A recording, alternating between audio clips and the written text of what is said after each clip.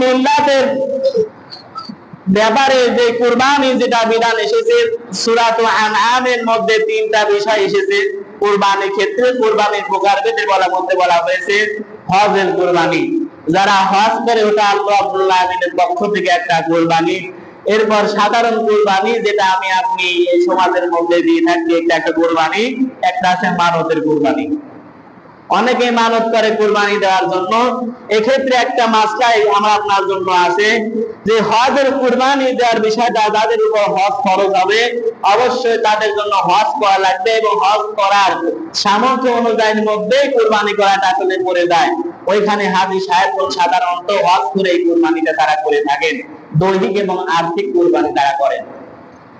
এরপরে সাধারণ কুরবানি যেটা আমার আপনার জন্য এসেছে, আমার আপনার উপর হজ ফরজ হয়নি, ওই পরিমাণ অর্থ আমার আপনার মাঝে নাই, এজন্য সাধারণ কোরবানিটা আমার আপনার জন্য এসেছে।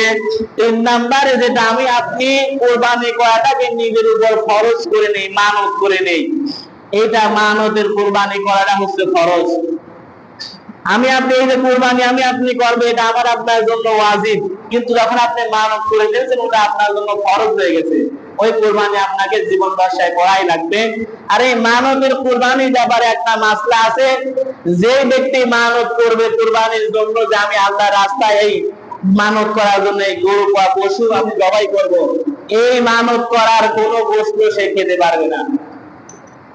খেয়াল করে শুনে রাখেন, যে ব্যক্তি মানত করেছে মানত করা পশু সে জবাই করতে পারবে, সবকিছু করতে পারবে, এক টুকরা গোশত সে খেতে পারবে না। এজন্য এই মাসলাটা আগামীকাল ঈদুল আজহা অর্থাৎ কুরবানির ঈদ বলে আমরা জানি। মুসলমানদের জন্য আল্লাহ তাআলা 2টা দিন তিনি দিয়েছেন, যে 2টা দিন মুসলমানের জন্য সবচেয়ে বড় অনুষ্ঠান, আনন্দ উল্লাসের দিন।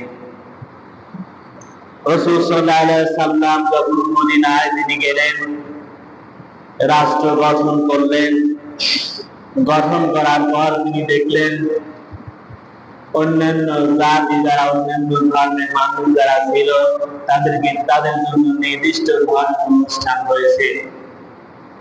আল্লাহ রাসূল সাল্লাল্লাহু আলাইহি ওয়াসাল্লামকে সাহাবাগণ জিজ্ঞেস করেন, হে রাসূল সাল্লাল্লাহু আলাইহি ওয়াসাল্লাম, লিকুল্লি কওমিন ঈদান, প্রত্যেক কওম এবং জাতি যারা রয়েছে প্রত্যেকের জন্যই তো খুশির দিন রয়েছে, আমরা মুসলমান আমাদের জন্য আল্লাহ তাআলার পক্ষ থেকে কি কোনো খুশির দিন রয়েছে কিনা? রাসূল সাল্লাল্লাহু আলাইহি ওয়াসাল্লাম বলেছেন, হ্যাঁ, হাযা ঈদুনা, আল্লাহ আমিন মুসলমানদের জন্য 2টা ঈদের দিন দিয়েছেন, একটা ঈদুল ফিতর এবং ঈদুল আযহা। এটাই হচ্ছে মুসলমানদের জন্য খুশি এবং আনন্দের দিন। সুবহানাল্লাহ। সময় তো মুসলমান ইকরাম, এই যে ঈদুল ফিতর এবং ঈদুল আযহা 2টা অনুষ্ঠান মুসলমানদের জন্য খুব বড় শ্রেষ্ঠ অনুষ্ঠান। এই 2টা অনুষ্ঠানের বিষয় অনুধাবন করে তাফসীরের মধ্যে যেটা এসেছে, এই ঈদুল ফিতর এটা কিন্তু নবী সাল্লাল্লাহু আলাইহি ওয়াসাল্লাম যারা দুনিয়াতে এসেছিলেন, বাবা আদম আলাইহিস সালাম থেকে রাসূল সাল্লাল্লাহু আলাইহি ওয়াসাল্লাম পর্যন্ত সকল কওম বা গোত্রের জন্য ঈদুল ফিতর ছিল না। একটু খেয়াল করে শুনবেন, ঈদুল ফিতর এবং ঈদুল আযহা মুসলমানদের জন্য 2টা বড় উৎসব, কিন্তু এই উৎসবের মধ্যে ঈদুল ফিতর যেটা, এটা মুসলমানদের শুরু লগ্ন থেকে কিন্তু ছিল না ঈদুল ফিতর, কিন্তু মুসলমানদের শুরু লগ্ন যেখান থেকে শুরু হয়েছে ঈদুল আযহা বা কুরবানির উৎসব কিন্তু ছিল। আল্লাহ রাব্বুল আমিন কুরআনুল কারীমের মধ্যে সূরাতুল মাইদার 27 নম্বর আয়াতে রাব্বুল আমিন তথ্যটা দিয়েছেন, ইয কাররাবা কুরবানা, যখন হাবিল ও কাবিল তারা 2জনে কুরবানি করেছিল, আল্লাহ রাব্বুল আমিন কেবলমাত্র কুরবানি কবুল করেছিলেন হাবিলের। কিসের কারণে? তিনি মুত্তাকি, আল্লাহ তাআলা বলতে ইত্তাকা, তার ভয় এবং পরহেজগারিতা বেশি ছিল। ইতিহাস দিতেন, যেটা জানতে পেরেছি হযরতে হাবিল এবং তার ভাই যে কাবিল কুরবানি যেটা রেখেছিল, ওই তথ্য অনুযায়ী কুরবানির বিধানটা ছিল আমার আপনার জন্য, এরকম বিষয়টা ছিল না। আল্লাহ রাব্বুল আলামিন সূরাতুল আল ইমরানের ৮২ নম্বর আয়াতে আল্লাহ রাব্বুল আলামিন বলেছেন, হাত্তা ইয়াতিনা বিকুরবানিন তাকুন্না।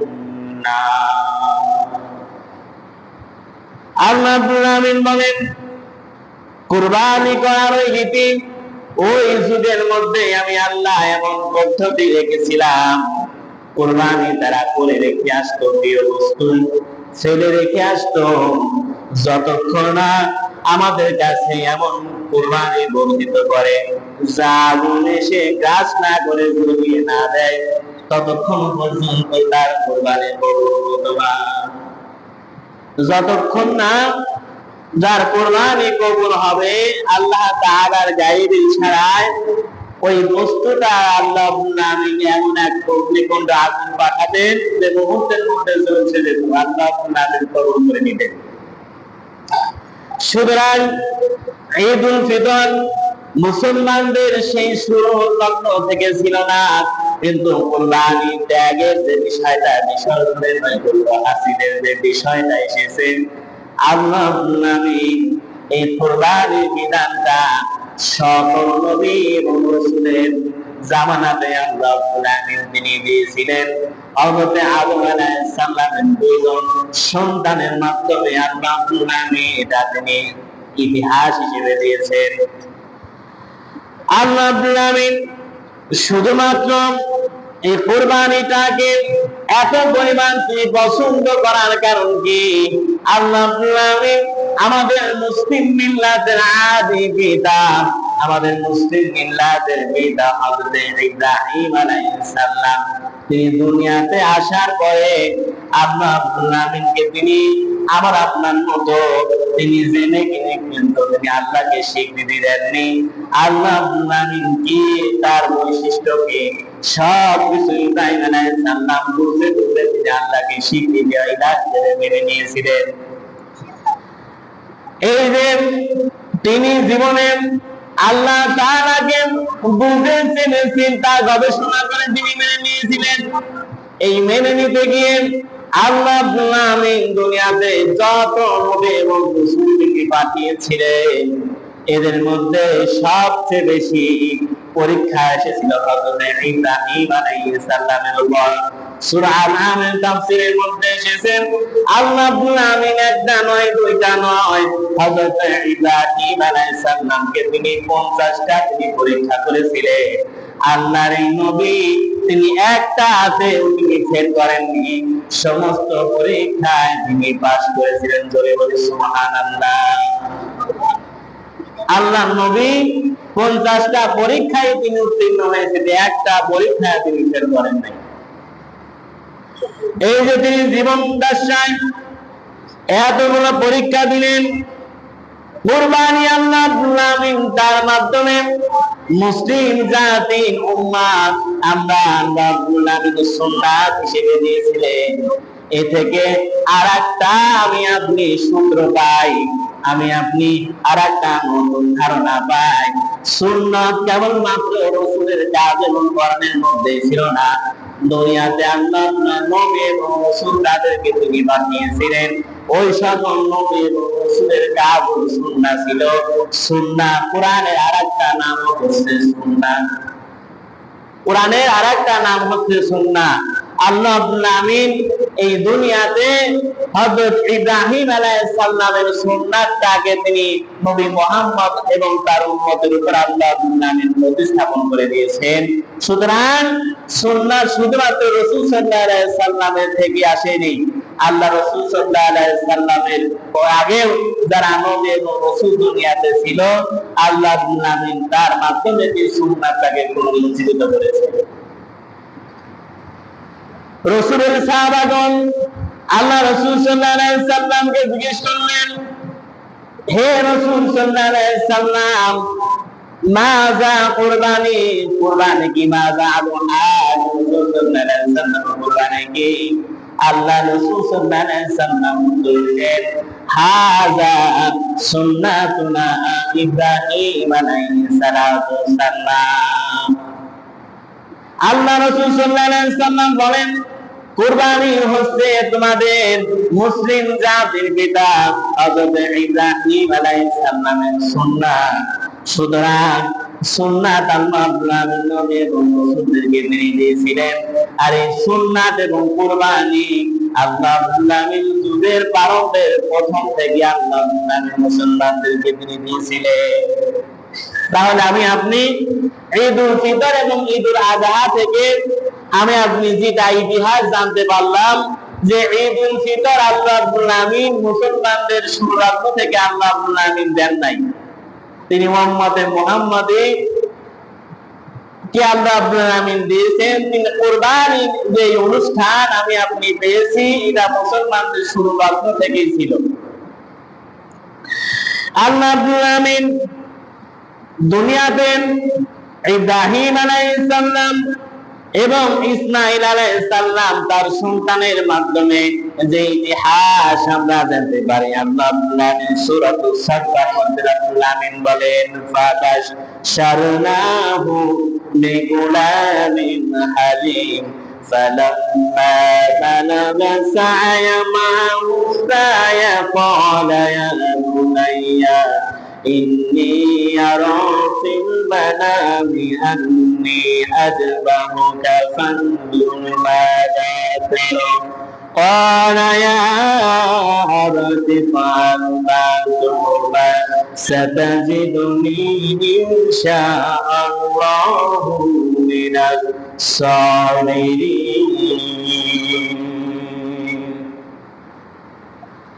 আল্লাহ রাব্বুল আমিন হযরত ইব্রাহিম আলাইহিস সালামকে তার প্রিয় দোস্ত কুরবানির আদেশটা আল্লাহ রাব্বুল আমিন মানার স্বপ্ন থেকে আল্লাহ রাব্বুল আমিন নির্দেশ দিয়েছিলেন। এই দুনিয়ার বুকে আমার আপনার স্বপ্নের মতো নয়, আমার আপনার স্বপ্ন সত্যি হতে বা নাও হতে পারে। আল্লাহ রাব্বুল আমিনের কোন বিধান আমার উপর কোন কাজ হতে পারে না পারে, কিন্তু নবী এবং রাসূল যারা দুনিয়াতে এসেছিলেন তাদের স্বপ্নটা ছিল সত্য স্বপ্ন। আল্লাহ রাব্বুল আমিন এর মাধ্যমে তিনি উপদেশ দিতেন, আল্লাহ তার উপর মেসেজ তিনি অর্পণ করতেন। সত্য স্বপ্নের মাধ্যমে আল্লাহ রাব্বুল আমিনের কাছ থেকে ওহী তারা প্রাপ্ত হতেন। যে স্বপ্ন তারা দেখতেন বাস্তবে তারা তাদের জন্য মানা এবং করা ফরজ ছিল। নবী এবং রাসূল যারা স্বপ্ন দেখতেন, যা স্বপ্নে দেখে নবীর মাধ্যমে সব তাদের জন্য মানা ফরজ ছিল, কিন্তু আমি আপনি যে স্বপ্ন দেখি এটা আমার আপনার জন্য কিন্তু ফরজ নয়। হয়তো বাস্তবিক অর্থে আপনি কোনো ভয়ঙ্কর স্বপ্ন দেখেছেন, কোন ভালো স্বপ্ন দেখেছেন, খারাপ স্বপ্ন আমি আপনি দেখতে থাকি। এই ভালো এবং খারাপের যে বিষয়টা আমার উপর পতিত হতে পারে না হতে পারে, এর মাধ্যমে আমার আপনার করণীয় আমি আপনি ওই কাজ করতে পারি নাও পারি, এটা আমার আপনার জন্য ফরজ নয়, কিন্তু নবী এবং রাসূলের সকল মানার বা স্বপ্ন ছিল ফরজ। আল্লাহ রাব্বুল আমিনের এই নবী এবং রাসূল হযরত ইব্রাহিম তিনি স্বপ্ন দেখার পরে বারবার তিনি অন্যান্য প্রাণী তিনি কুরবানি করেন। আল্লাহ রাব্বুল আমিনের দরবারে কোন কুরবানি কবুল হয় না। শেষ পর্যন্ত হযরত ইব্রাহিম আলাইহিস সালামের আর বাকি রইল না বুঝতে যে হযরত ইসমাঈল আলাইহিস সালামকে কুরবানি করার কথা আল্লাহ রাব্বুল আমিন বলেছেন। সেই কথাটাই আল্লাহ রাব্বুল আমিন তার পূর্বে তিনি হযরত ইব্রাহিম আলাইহিস সালামকে তিনি একটা মেসেজ তিনি দিয়েছিলেন। আল্লাহ রাব্বুল আমিনের কাছে ইব্রাহিম আলাইহিস সালাম দুই দোয়া করেছিলেন, রব্বি হাবলি মিনাস সলিহিন, রব্বুল আমিন তুমি আমাকে একটা নেককার সন্তান তুমি আমাকে উপহার দিও। আল্লাহ রাব্বুল আমিন এই দোয়ার ফসল হিসেবে আল্লাহ রাব্বুল আমিন একটা কথা মেসেজ তিনি ইব্রাহিম আলাইহিস সালামকে তিনি জানিয়ে দিলেন, ফাবাশশারনাহু বিগুলামিন হালিম, হে ইব্রাহিম তোমাকে আমি এমন সহনশীল এক বান্দার সন্তানের আমি উপহার মেসেজ তোমাকে দিচ্ছি, যে সন্তানটা হবে অনেক পরিমাণ আলিম ধৈর্যশীল। এবার আসুন, হযরত ইব্রাহিম আলাইহিস সালাম আল্লাহ রাব্বুল আলামিনের কাছে দোয়া করেছেন নেককার সন্তানের জন্য। আল্লাহ রাব্বুল আলামিন নেককার সন্তানটাকে তিনি দিলেই কিন্তু হয়ে যেত।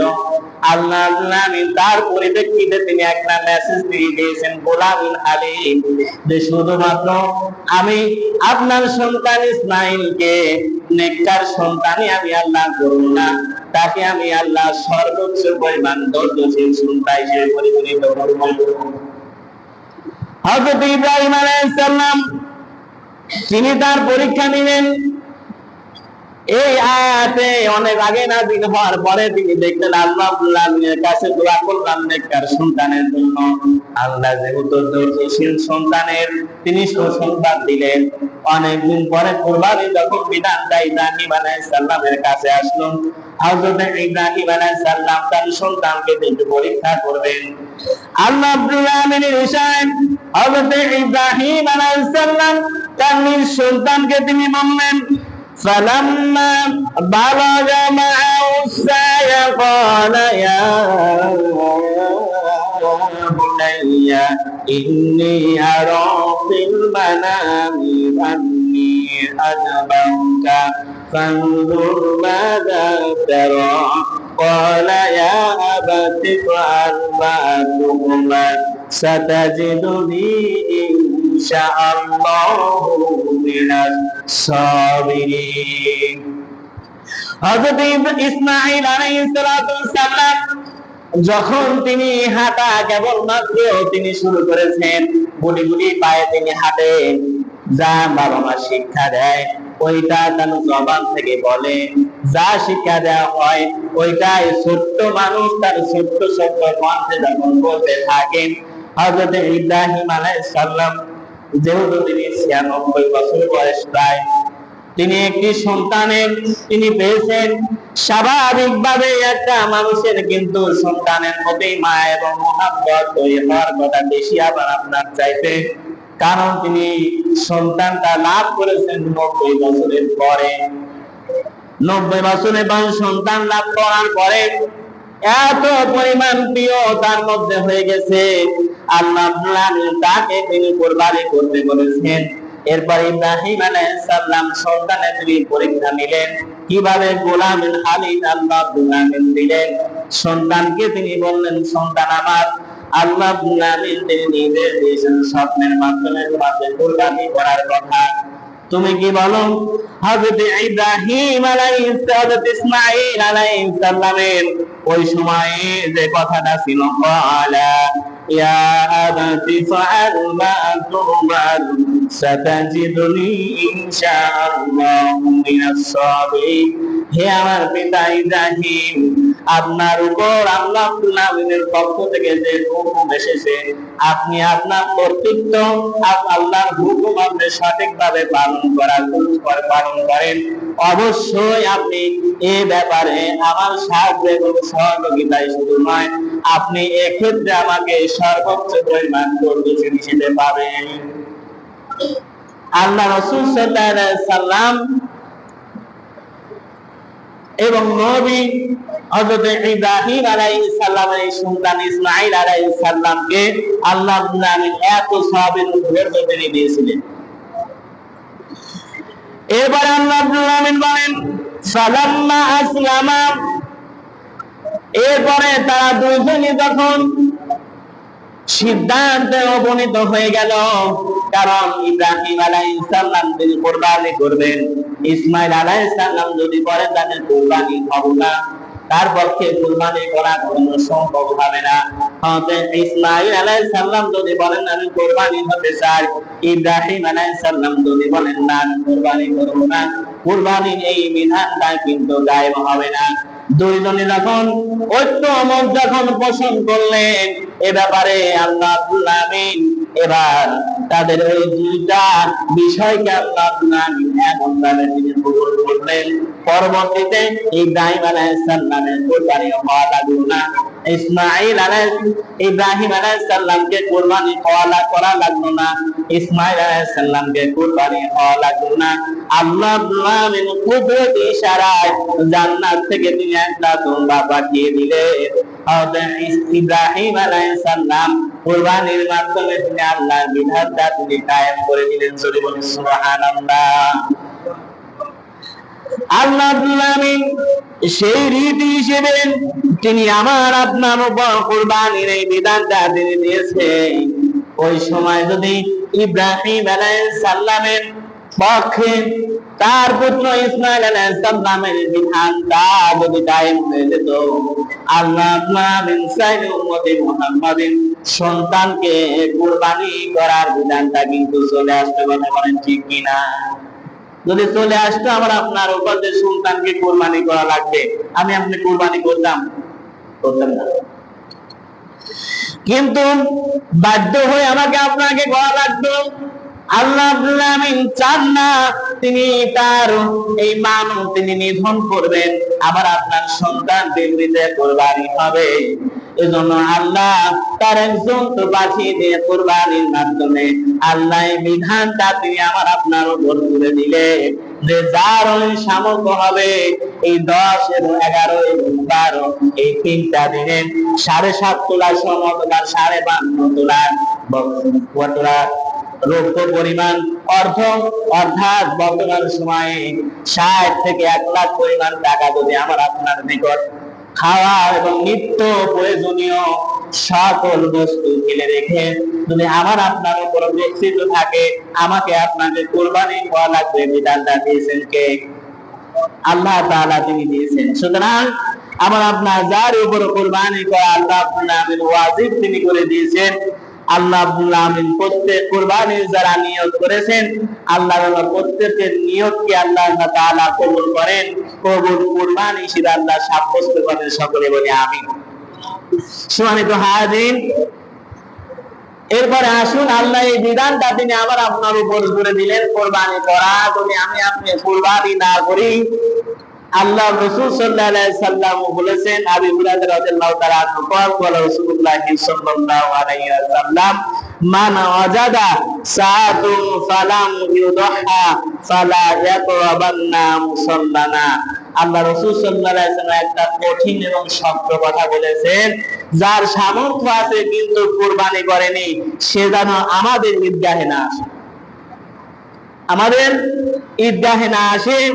এই কথাটা রাসূল সাল্লাল্লাহু আলাইহি সাল্লাম তিনি বলেছিলেন যে আমাদের ঈদগাহে যিনি না যেন না কেউ সে যেন না আসে। ওই সময়ে যারা ছিল তাদের মধ্যে কিন্তু এই বিষয়টা শেষ হয়ে যেত। আমাদের ঈদগাহে যা আসে এই বাস্তব পরিবর্তিত হতে হাদিসটা বিশ্লেষণ করে দেখা গেছে যেটা, যে আল্লাহ রাসূল সাল্লাল্লাহু আলাইহি সাল্লাম যে সামর্থ্য থাকার পরে কুরবানি করলো না, তাকে একটা সেক্টরে আল্লাহ রাব্বুল আলামিন বিভক্ত করেছেন। আমাদের ঈদগাহে না আসে জানো, তার মানে হচ্ছে মুসলমানদের ঈদগাহ, অন্য কোন জাতি এবং সম্প্রদায়ের কিন্তু ঈদগাহ হয় না। এর মাধ্যমে আল্লাহ রাসূল সাল্লাল্লাহু আলাইহি সাল্লাম যেটা বুঝিয়েছেন, সামর্থ্য থাকার পরে যে কুরবানি করলো না মুসলমানই না, সামর্থ্য থাকার পরেও যে কুরবানি করলো না ও মুসলমানই না। আর যে মুসলমানে না, তার জন্য মুসলমানদের ঈদগাহে আসা জায়েজ নাই, আসতে পারবে না। এজন্য সম্মানিত হাজির, এই বিষয়টা আরো গুরুত্বের দিক দিয়ে আমার আপনার দেখার কথা ছিল। এরপর আল্লাহ রাসূল সাল্লাল্লাহু আলাইহি সাল্লাম হাদিসের মধ্যে তিনি বলেছেন যে সাহাবায়ে কেরাম জিজ্ঞেস করলেন, আল্লাহ রাসূল সাল্লাল্লাহু আলাইহি সাল্লাম এই কুরবানি কি? আল্লাহ রাসূল সাল্লাল্লাহু আলাইহি সাল্লাম তেমনি ভাবে ইব্রাহিম আলাইহিস সালামের সম্পদ তিনি বলেছেন। সাহাবায়ে কেরাম আবার তারা প্রশ্ন করেছেন, এই কুরবানি করলে আমাদের লাভ কি? দুনিয়াতে তো সবাই লাভ করবে না, লাভ করবে। আল্লাহ রাসূল সাল্লাল্লাহু আলাইহি সাল্লাম উত্তরে বলেন, যে প্রাণীটা কুরবানি দেওয়া হবে ওই কুরবানির বন্ধুর গায়ে যতগুলো পশম থাকবে, আল্লাহ রাব্বুল আলামিন তার এই কবুল কুরবানির কারণে প্রতিটা পশমের বিনিময়ে আল্লাহ একটা করে সওয়াব দিবেন। এজন্য অতি পরিমাণ সওয়াবের একটা কাজ যাদের উপর আল্লাহ রাব্বুল আলামিন ওয়াজিব করেছেন, প্রত্যেকেই দেওয়ার জন্য চেষ্টা করেন। এখনো পর্যন্ত যাদের উপর সামর্থ্য আছে নিয়ত করেন নাই, আজকে ইচ্ছে হলে নিয়ত করলে আপনি মসজিদে এসে কুরবানি দিতে পারবেন। আল্লাহ তাআলার এই আযাব থেকে আমি আপনি মুক্তি পেতে পারি। এরপরে সম্মানিত হাজির, মুসলিম মিল্লাতের ব্যাপারে যে কুরবানি যেটা বিধান এসেছে, সূরাতুল আনআমের মধ্যে তিনটা বিষয় এসেছে কুরবানির ক্ষেত্রে। কুরবানির প্রকারভেদে বলা হয়েছে হজের কুরবানি, যারা হজ করে ওটা আল্লাহ রাব্বুল আলামিনের পক্ষ থেকে একটা কুরবানি। এরপর সাধারণ কুরবানি যেটা আমি আপনি এই সমাজের মধ্যে দিয়ে থাকি, এটা একটা কুরবানি। একটা আছে মানতের কুরবানি, অনেকে মানত করে কুরবানি দেওয়ার জন্য। এক্ষেত্রে একটা মাসলাই আমার আপনার জন্য আছে যে হজের কুরবানি দেওয়ার বিষয়টা যাদের উপর হজ ফরজ হবে অবশ্যই তাদের জন্য হজ করা লাগবে, এবং হজ করার সামর্থ্য অনুযায়ীর মধ্যে কুরবানি করাটা আসলে পড়ে যায়। ওইখানে হাজী সাহেবগণ সাধারণত হজ করে এই কুরবানিটা তারা করে থাকেন, দৈহিক এবং আর্থিক কুরবানি তারা করেন। এরপরে সাধারণ কুরবানি যেটা আমার আপনার জন্য এসেছে, আমার আপনার উপর হজ ফরজ হয়নি, ওই পরিমাণ অর্থ আমার আপনার মাঝে নাই, এজন্য সাধারণ কুরবানিটা আমার আপনার জন্য এসেছে। 3 নম্বরে যেটা আমি আপনি কুরবানি করাটাকে নিজের উপর ফরজ করে নেই, মানত করে নেই, এটা মানতের কুরবানি করাটা হচ্ছে ফরজ। আমি আপনি এই যে কুরবানি আমি আপনি করবে এটা আমার আপনার জন্য ওয়াজিব, কিন্তু যখন আপনি মানত করে দিয়েছেন ওটা আপনার জন্য ফরজ হয়ে গেছে, ওই কুরবানি আপনাকে জীবন দশায় করাই লাগবে। আর এই মানতের কুরবানির ব্যাপারে একটা মাসলা আছে, যে ব্যক্তি মানত করবে কুরবানির জন্য যে আমি আল্লাহর রাস্তায় এই মানত করার জন্য এই গরু বা পশু আমি জবাই করব, এই মানত করার কোনো বস্তু সে খেতে পারবে না। খেয়াল করে শুনে রাখেন, যে ব্যক্তি মানত করেছে মানত করা পশু সে জবাই করতে পারবে, সবকিছু করতে পারবে, এক টুকরা গোশত সে খেতে পারবে না। এজন্য এই মাসলাটা জানা থাকা দরকার, সবাই জেনে রাখবেন যে মানত করে যে ব্যক্তি মানত করে সে খেতে পারবে না, এই বিষয়টা খেয়াল রাখবেন। এরপরে কুরবানি গোশতের আগেই বলেছি 3টা ভাগ হয়, এই ভাগের ক্ষেত্রে একটু সহনশীলতার পরিচয় দিবেন। আপনি যে কোনো দিন ইচ্ছা করলে গোশত খেতে পারবেন, সর্বোচ্চ পরিমাণ বিসর্জন ত্যাগ করার জন্য চেষ্টা করবেন। এরপরে যেহেতু সামনে আমাদের ঈদ, আগামীকাল ঈদ হবে আমাদের ঈদুল আযহা, এই ঈদুল আযহার ব্যাপারে কয়েকটি সুন্নাহ কাজ রয়েছে। এই সুন্নাহ কাজের মধ্যে খুব সকালে ঘুম থেকে উঠবেন, ওঠার পরে ঈদের দিন প্রথম সুন্নাহ হচ্ছে ফজরের নামাজ জামাতের সঙ্গে আদায় করা। প্রথম সুন্নাহ কি? দিনের ফজরের নামাজ জামাতের সঙ্গে আদায় করা। অথচ ঈদের দিনে এই ফরজ ফজরের নামাজের সুন্নাহ প্রথম পালন করে না, ঈদগাহে অনেকে আগেই চলে যায়। সামর্থ্যের চেষ্টা করবেন, আপনার যতটুকু পরিমাণ আছে আপনি ঈদগাহে যাবেন, ঠিক আছে, ফজরের নামাজটা পড়বেন, পড়ে নিয়ে তারপরে যাবেন, এটা করার জন্য চেষ্টা করবেন। এরপরে খুব সকালে সকালে ঈদগাহে যায়, সামর্থ্য অনুযায়ী আপনি পাক পবিত্র হবেন, সুগন্ধি যেগুলো যায় সুন্নাত রয়েছে এগুলো ব্যবহার করবেন। এরপরে ঈদের দিনে যাওয়ার সময় একটা তালবিয়াত পাঠ করতে হয়, আল্লাহু আকবার আল্লাহু আকবার লা ইলাহা ইল্লাল্লাহ আল্লাহু আকবার আল্লাহু আকবার ওয়া লিল্লাহিল হামদ। ঈদুল আযহা দিনে জোরে জোরে পাঠ করতে হয় এটা। ঈদুল ফিতর আসতে, ঈদুল আযহায় জোরে জোরে এক রাস্তা দিয়ে যাবেন, অন্য রাস্তা দিয়ে আসবেন। এর মাধ্যমে নতুন নতুন আপনার যে লোকের সাথে দেখা হবে, তারা আপনার জন্য আল্লাহ রাব্বুল আলামিনের কাছে মাগফিরাতের জন্য দোয়া করবেন।